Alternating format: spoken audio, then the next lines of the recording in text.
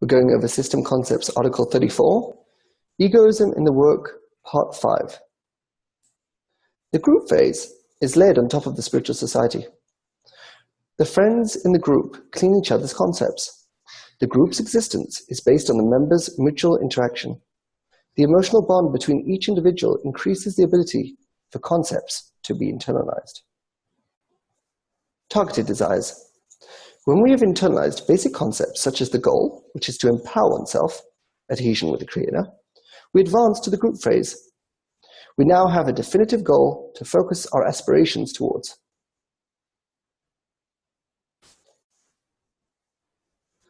We normally join a group to work on continual cleansing of Kabbalah concepts and our understanding of them.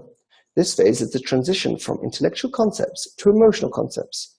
We need to focus on relating concepts to our advancement and not just trivial knowledge.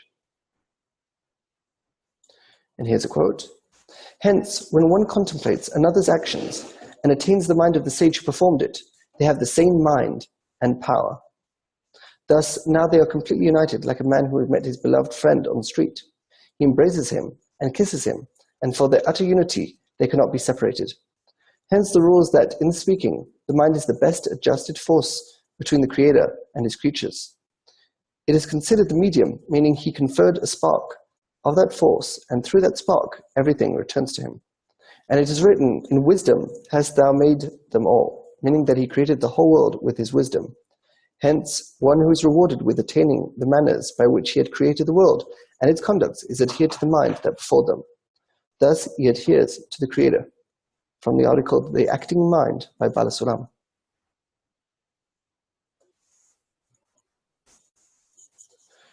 It is important to expand our realizations through the perceptions of others. This is called annulment. The group provides this foundation for including others' perspectives within us. We must invest our egoism in the group and not reduce its potency. It takes an ego to attach ideas and principles to ourselves. These desires for focusing efforts on a definitive goal are called targeted desires. They're considered the unformed desires of the group, phase 3.1.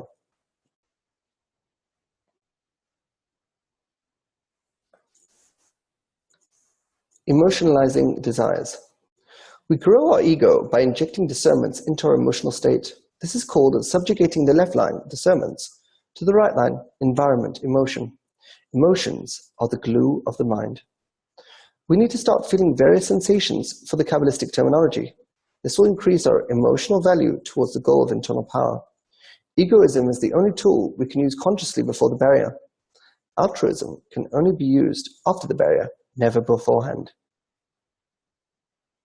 And here's a quote. Atop them is the speaking, consisting of an emotional force and intellectual force together. For this reason, its power is unlimited by time and space in attracting what is good for it and rejecting what is harmful, like the animate. This is so because of its science, which is a spiritual matter, unlimited by time and space and place. This is so because of its science, which is a spiritual matter, unlimited by time and place. One can teach others wherever they are in the whole of reality and in the past and the future throughout the generations. It follows that the value of one person from the speaking equalizes with the value of all the forces in the vegetative and the animate in the whole of reality at that time and in all the past generations. This is so because its power encompasses them and contains them within its own self, along with all their forces. From the article Introduction to the book Panimirot Masbirot by Bala Sulam.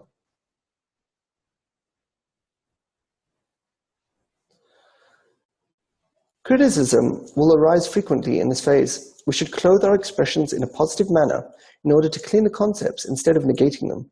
The force of egoism should be directed inwards to attract various experiences in order to increase our sense of self. These desires for feeling sensations towards intellectual concepts are called emotionalizing desires. They are considered the chaotic desires of the group, phase 3.2.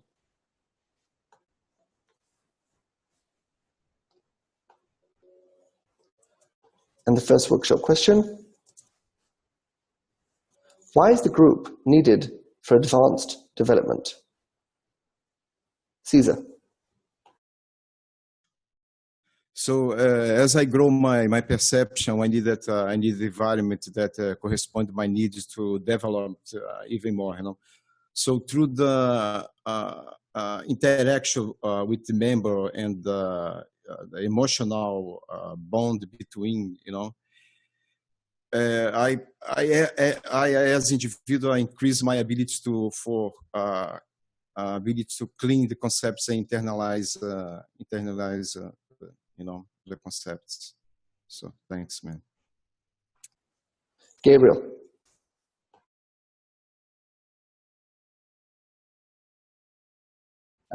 Definitely, the group, that environment gives you a place to invest and get your ego involved to where it gets vulnerable and actually has a necessity to take the discernments from it, because all of these things are, all these new things and sensations are and desires are popping up in it, and it creates that efficiency to, to reveal something more, to pretty much want to be in control of those things that arise due to the investment that you're putting in the group and the environment.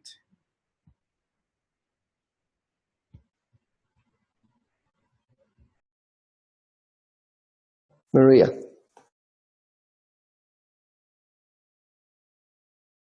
I would add that it is the place, it is a necessary place that we're going to be cleaning concepts.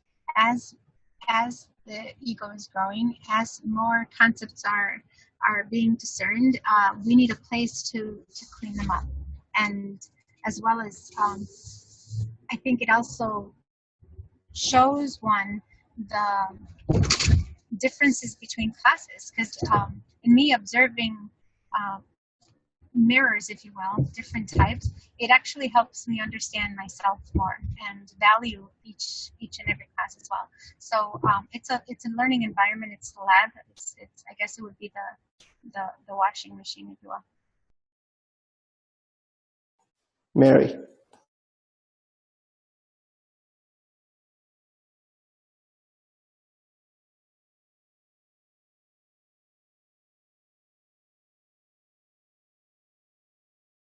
Moshe. Well, through the group, you learn more about yourself. You learn sort of things you need to work on. And also the group gives you focus and keeps you aligned with the goal. It can create envy in others that are advancing, and that is a good thing to keep you along the straight path. So it serves many reasons. Rick. I agree. It does serve many reasons, many things, everything from scrutiny and discernment, so that you can clean up your concepts, to support, trust, what you need. Sooner or later, you're going to fall. And you're going to need that trust and that support, which is what you're doing by coming in and creating that emotional attachment to each other. Robin. Yeah, if you can't advance without the group, because you need to connect with the people in your concepts. You need to, like Moshe said, stir the envy as when we share our states and someone's above you and you're envious. It makes you desire it and work toward the goal more. You clean your concepts. You get shaken out of your perception. You see there's greater perception when everybody in the group is all focused on the same goal. It pulls everybody together toward that goal. Yossi.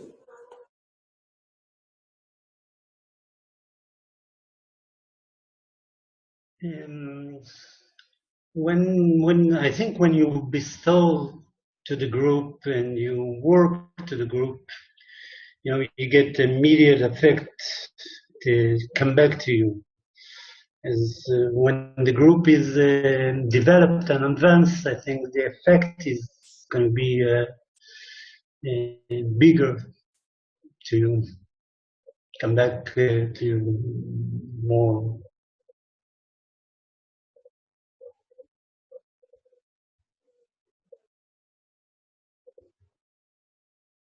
There are many advantages of the group. There's of course, the physical advantages of it's easier to work when you're with a group of people. It's like a certain, let's say, a time to focus on and read together or work together. It keeps you like more focused on what you're dealing with less distractions. But the biggest advantage is that when you work with people that are not you, you basically get to expand your perception, you expand your thought, you get to deal with classes that are the opposite of you or different from you. You get to deal with different backgrounds, people with different sort of family structures and environments. And what that does is it really makes you allowed to think in a more of it expands you to more of a system-oriented thinking and go out of your sort of education that you were born with as an individual and give you more of a wider horizon. The second question, why is it important to clean concepts with each other? Caesar.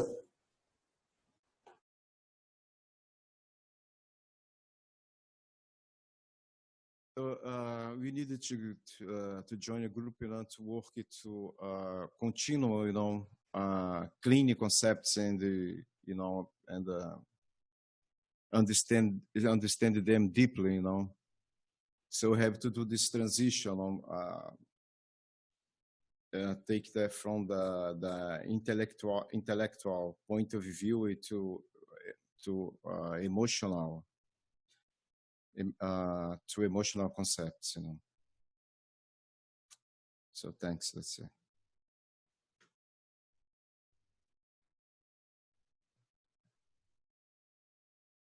Gabriel. Because by doing this, you pretty much go from your current state, from your reason to something above that, and it creates that space for you to align to something, to your future state. And you use each other for that, and little by little you're able to advance even at a faster rate because you are expanding your perception. You are seeing things that you're not seeing before because if you're only based on your current perception, you're limited. Maria.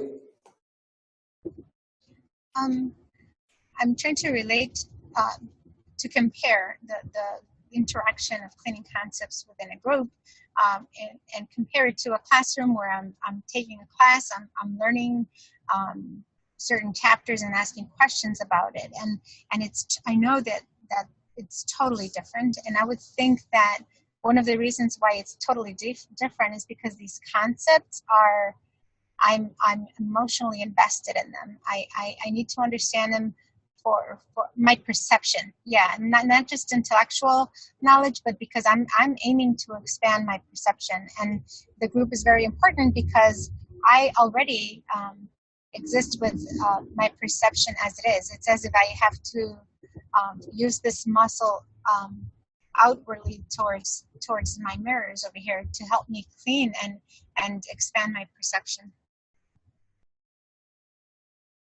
Moshe. Well, it's what we're talking about is basically that we all come from different classes. We're all different people. We all have different perceptions. We're all on different levels, and basically we expand our perception of this way. And not only that, by cleaning concepts with others and by being proactive about it, the more you also try to clean somebody else's concept, you learn to express yourself, and you learn your gaps in sort of what you've internalized up until this point.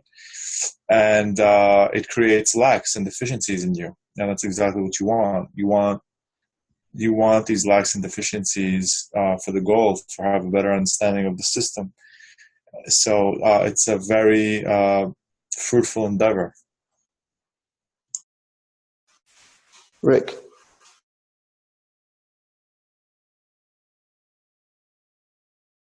By the scrutiny and making discernments with your friends, you get an objective view of who you are, where you're at, and where their views and stuff. In other words, you get to see it, the same situation from a different perspective by nullifying yourself to them and standing in their, as much as possible, in their point of view and seeing it from their concepts. You can't do this if you take and refuse to nullify, if you refuse to take and make those scrutiny and discernments and open up and emotionally, share. So it begins there, and then as it's been stated, it goes on to much more and leads us into where we want to be, and that's, of course, adhesion and final correction. Robin. Well, we're trying to change our perception. So we're trying to align to the system, and you simply can't do it on your own. You're locked into what your environment is, what you're born into, and so on. By cleaning concept with each other, that's jarred, that's shifted, it's challenged, and we're able to see places where we're wrong, or open up new areas of understanding, new areas of not understanding, and we can take that in and clean our concepts to be aligned more to the system and have our perception changed. Yossi. I think it increased the emotional value of the terminology. It moves from understanding the meaning to implement it to our emotion and really start feeling the things instead of knowing in the mind. There's a saying that you should see the merits of your friend and not their flaws. That's a phase 2 saying. A phase 3 saying is that we understand that we were born with this innate ability to see the flaws of others, and we actually use it to our advantage and say that we can't see our own dirty concepts, but we can see the dirty concepts of the others. So if we're in a group where everyone's seeing the dirty concepts of each other, then we can actually help each other clean concepts. Because if we were alone, we couldn't see our own flawed concepts. So the advantage is that humans can see the flaws of others. That as we come to a group where we agree to allow everybody to see our dirty concepts and then help us point them out and help us clean them as well. Third question, what is the group dynamic that allows people to leave the group while still intensifying the work for those who remain? Caesar.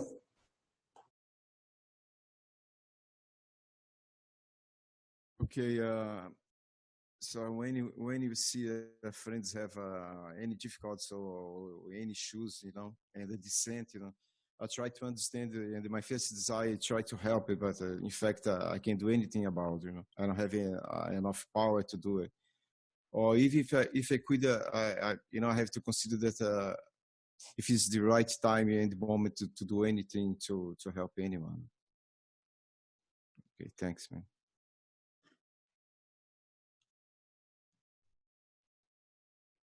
Gabriel. Definitely, the matter of giving contrast to everything, it's what creates the perspective of the creator. You're able to see things from the ego's perspective and from the bestowal perspective. When there's things that happen like this that show you how much at stake there is, that you really need to invest even more, it gives you a boost of desire for where you're trying to reach, and it makes you see that that it's not enough what you're doing, and that at any moment anything could happen. So it actually it puts you more alert for anything that happens. It makes you want to discern why things are going the way they're going. Maria. I think this question addresses the main difference between being dependent on each other and being independent on each other. And I think one of the things that, this group or a group is getting together for is the goal. That's what's attaching us together. Not a person, but what we are aiming to do, what we're all striving to do. That's similar, and actually it has to do with what is it that you are attaching your sense of self to, or at least what is it that you're trying to attach your sense of self to. And a person, definitely not. We're only together for the goal of attaching our sense of self to the true self, right? What has helped me in observing people who have left is how hard it is for that person to see where they're at. It's like for us, clearly we could discern, oh my gosh, this person is falling into a shell, like clearly. And for me, I was in awe because I was like, this can happen to anyone. I was trying to analyze myself and see. So basically, to answer the question, they're an observation to cleaning a concept as well. It's very useful to use that and see what's going on here, removing the person, but just what's happening to this desire. You will be where your heart is, right? You will be where your desire is. Where is this person's desire? And that in itself is something that can help us understand more ourselves, right? They're part of the desires of what we're dealing with and what's going on. So just in an objective manner, trying to see what's going on. Moshe. Well, again, everything is a learning process, and you can learn a lot from everything, from every situation. You can basically learn what not to do, and that's really what it comes down to. If people decide to leave, and if it's not for them, at the end of the day, it's about uniting our internality, right? It's about uniting our goal. To unite with this internal power, with this creator, the force within, and that really takes precedence over anything else and any other external action. So, that should be the focus at the end of the day. Rick. By watching others come and go, what happens is you can see the dynamic of how the group is operating, how it affects different individuals in different states, and what they can handle as an individual, whether they are working through it or whether they're just in full denial of it and going into a complete shell and plateauing there. They will come out and either attack the society, and this shows you where they're at and what their thought processes are. And each time, with different individuals, you see different things happening. This gives you an opportunity to scrutinize where they're at in that state, what actions they took when they left, and whether or not they try to come back. Robin. Well, the ones who remain definitely have the goal in mind. That's where their focus, that's what their intention is, that's where they're working for. And so people coming and going, it's going to intensify that because they see the contrast with those that have left or leaving or coming and going and so on. So that does intensify the group. And well, I guess everyone has said pretty much the rest of it, I think. It really is the, oh, just wait a second, sorry. Yossi. I just pass. I'll pass. No problem. I think, when people actually leave, sometimes they're very surprised at the sort of switch that happens from sort of intense, and then suddenly they fall off and like no one contacts them, no one follows up. And it's a very weird dynamic because the idea is that the focus of the group is not on the members, the focus of the group is on the goal. So when someone normally leaves the group, it's normally because they fall into a shell and then they've lost the goal. So that they've suddenly lost everything in common with the group. And that's why they actually fall out. So because the group is so focused on the goal, anyone who has that goal, they immediately feel connection with and trust and connection. But the minute someone loses that goal, that connection dissipates and they become alien to one another. So what do you all think of the article?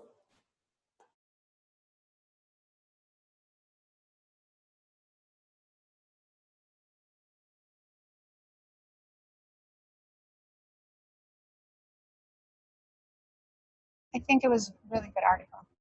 I like it. Short, but really with much quality.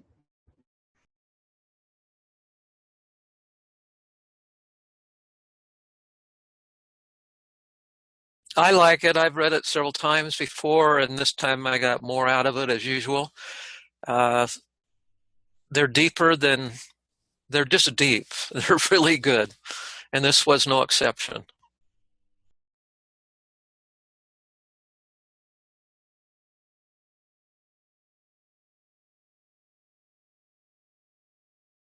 You can see how all the articles that we went previously, part 1, 2, 3, and 4, were more like a history for the group phase, like a precursor.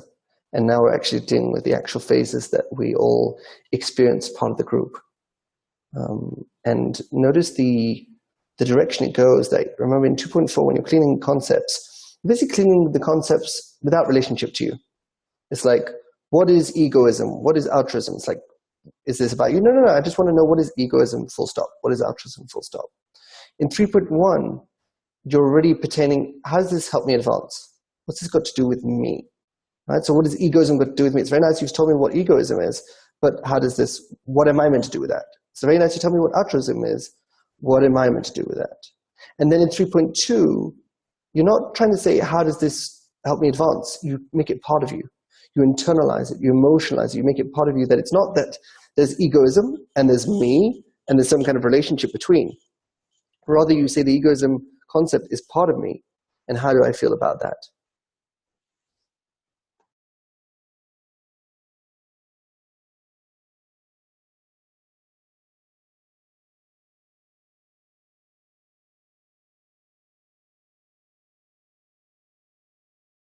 What would you say is the distinct difference between that the group, the definition of a group within phase 2 and phase 3?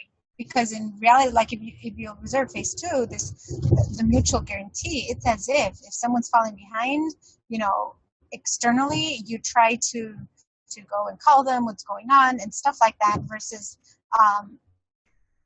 in phase 3, I'm getting the sense, well, it's like we have to respect, like, well, this is not easy work, and if it was too intense to the point that there's making them make that decision to sort of say, well, if that's the desire, we're not going to attach ourselves to that desire as a, you know what I mean. So what is the difference of the definition of the group? So phase 2 is about bestowing emotion to others, bestowing external emotion to others. So therefore the group really emphasizes that issue of bestowing emotion to others. That's the whole idea of the workshop, where they always say it's not about the mind, it's about the emotion. So the whole idea of the workshop is, yes, words are said, but the goal of the workshop is not to, as they say, learn more knowledge, but rather to reach some kind of emotional connection between its members. So you can really see how that's expressed in phase 2. In phase 3, it's about receiving internal power, and that becomes the focus instead of bestowing external emotion.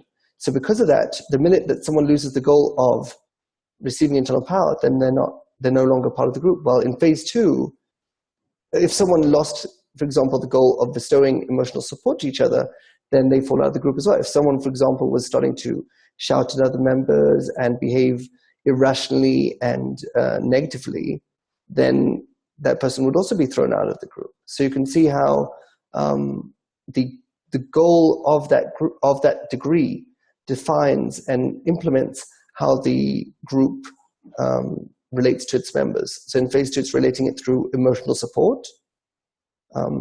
And so if someone's in a descent, phase 2 loves it. It's like, oh, he's in a descent, let's help him, give him emotional support. Well, in phase 3, it's the total opposite, where it's all about receiving internal power. So if someone falls into a shell, for example, and loses the goal, the group is like, you're on your own because you've lost the point that actually unifies us together. So that point that unifies us together, I'm getting it as right now the scrutiny between comparing what you just said is, where is the sense of attachment? Where is the concentration of the sense of attachment? I'm not sure if I'm sensing that in phase 2, this tie is external. It's physical. Like I'm seeing, like we're going, Yeshivat Havarim, or we're in a congress. There's physical, external, emotional ties versus internally versus a group 3. The tie exists. It's like under the carpet. Like we're tied because of the goal, which is actually not visible externally. It's not seen, but it's in concealment. This self attachment towards the goal. So if that tie breaks, then there's no more. What did you said? It dissipates. It's no longer present. Exactly. And you can notice how in phase 2, let's say in the Yeshivat Chaverim, what do they talk about? They talk about the emotion of how they feel towards others. Right? They're like, oh, the friends are amazing, the friends are great, the friends are cool, they're awesome, they're the greatest of the greats. They give all these superlatives that are emotional, right? But notice that we never do that in phase 3. We never sort of have moments where we start giving superlatives to each other. Oh, everyone in the group is so amazing and so great. We never say that. Why? Because that is the result. So the result is, because we're cleaning concepts, that's what we're actually doing. The result is we see how everyone's amazing because we see how everyone's advancing. But we don't have to actually do sort of sessions where we start congratulating each other on advancement. While you can see in phase 2, that becomes sort of the epitome of the connection, is sort of praising each other externally, emotionally. In regards to this, in the Congress, I was taking the sermons about it. Why is this so important for them? And the way I saw it is that they could actually use it. It's like this, the same way it says that you should praise the importance of the goal, that stuff. You do the same thing about the group and the friends, and that all of a sudden creates this thought of, actually, I could get something from them. If they're this high up there, so good. Perhaps it's good for me to listen to them or something like that. At least in the workshop context for them, that could really help them if they knew why they were doing this. But if it's unconscious, like there's not much gets accomplished. But I thought that it could be useful in the sense of if you're living in a community, if you're in constant interaction, physical interaction, and you have to deal with people like that, it would be great. For example, I have very little contact with my physical group, so like I don't need that much. I don't need to see them as angels so much. But if you're around 200 people all the time, and so much friction can be created, these kind of things have to help you, get along. I don't know. Notice how the reason why it doesn't actually happen in phase 2 is because they don't use their egoism. Like that is an egoistic sort of, that's a targeted thought. You're like, oh, if the friends are great, how can I use them for my advancement? But that's already using like that internal egoism. While in phase 2 they don't. So they say the friends are great and end of story. There's no, okay, what has this got to do with me? There's nothing about me. It's all about the friends. The friends are amazing. So then they can praise each other from day to night. and there's no actual sort of fallout. There's no follow-up. So if for an advanced in a society, then things like this could be also be useful, right? If we got, for example, if all of us got to get to one place and start living together, we would have to do sessions of kumbaya. I think it would be a result. I think the result of sort of the actual work, we see how everyone's amazing. So we wouldn't have to do sessions of let's say how everyone's amazing, because it's like forced. So it's more like a result. It's not a cause. It's a consequence. Makes sense. In phase 2, they do it as the actual cause. Well, they do it as that is the method. I mean, the method is to basically annul themselves to this force, the common force, and by doing so, by annulling to the higher force, it's supposed to basically attract the light that reforms. Because when you are in equivalence of form with this force, that in itself should draw Or Makif, and so that's sort of how it was done up until now. But I don't know if that's really possible anymore, doing it this way. You know what I mean? I agree with you. I agree too.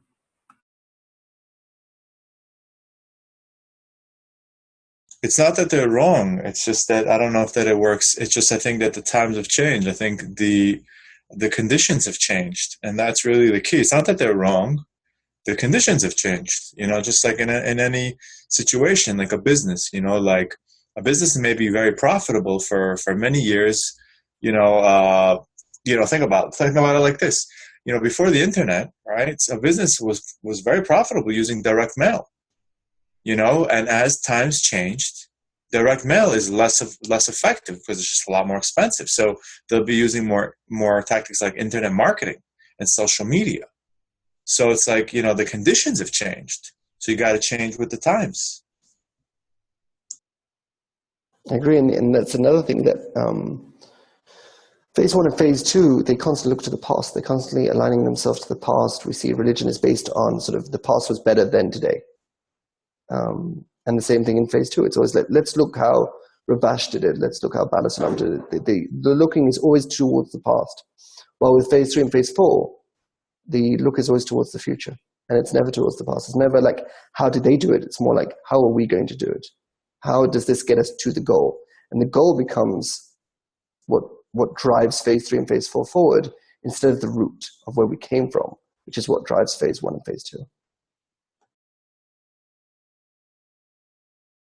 All right, I think we'll stop here and enter the after party.